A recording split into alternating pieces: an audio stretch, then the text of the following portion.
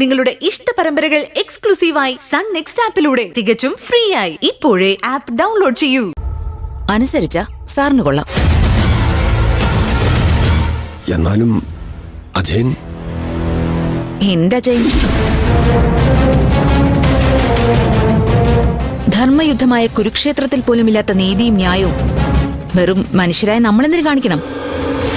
ജയിക്കുന്നവന്റേത് മാത്രമാണ് ചരിത്രം. ജയിക്കണം സർ. വഴിമുടക്കി നിൽക്കുന്നത് സ്വന്തം കൂടപ്പിറപ്പാണെങ്കിൽ പോലും വെട്ടിയരിഞ്ഞു വീഴ്ത്തണം. അജയനെ ഒഴിവാക്കാൻ സാറിന് ദൈവം കൊണ്ടുതന്ന ഒരു ഗംഭീര അവസരം ഇത്.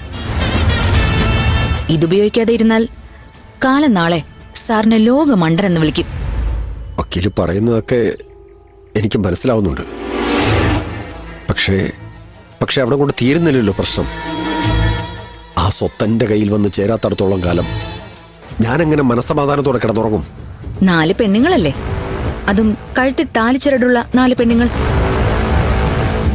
കുലസ്ത്രീകൾ എന്ന് സ്വയം വിശേഷിപ്പിക്കാൻ ആഗ്രഹിക്കുന്ന കാവേരിയും നന്ദിതയും മൈഥിലിയും പിന്നെ ജനനിയും. അവരിപ്പോ പഴയതുപോലെ കുലസ്ത്രീകളൊന്നുമല്ല. വേഷത്തിലും ഭാവത്തിലും വർത്തമാനത്തിലും ഒക്കെ അവരൊരുപാട് മാറിപ്പോയിരിക്കുന്നു.